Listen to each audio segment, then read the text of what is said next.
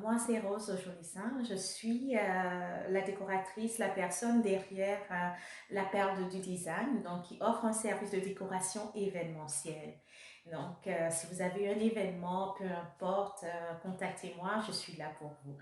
Et je pense que déjà vous avez vu un visuel sur ma page qui parle de table à brunch. Donc c'est de cela que nous allons parler aujourd'hui. Et pour la petite définition de qu'est-ce qu'un brunch? Pourquoi est-ce que je me suis attardée effectivement sur cela?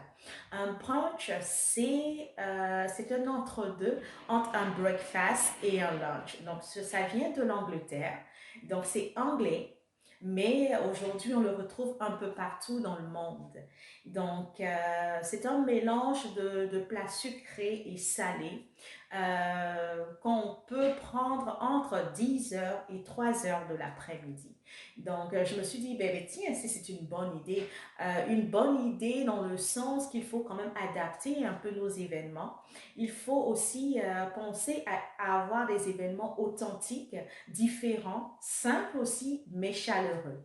Donc, j'ai pensé à ça et je me suis dit, ben, une belle table à brunch serait aussi invitant.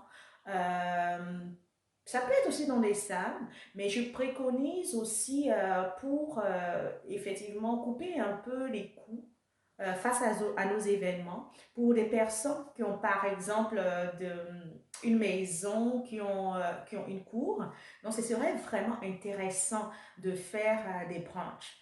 Donc, que ce soit pour un baptême, que ce soit peut-être pour un mariage aussi, c'est-à-dire le lendemain du mariage, pour que ce soit chaleureux en famille, etc., je préconise ou je suggère le brunch. Donc, je vais vous parler un peu de comment est-ce qu'on décore une table à brunch.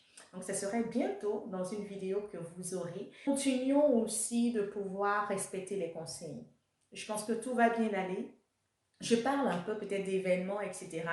Mais je crois et j'ai la foi que nous allons passer au travers de cela et que la vie va reprendre son cours graduellement et que vos événements aussi seront là aussi pour rehausser aussi la vie. Donc, on se dit à bientôt.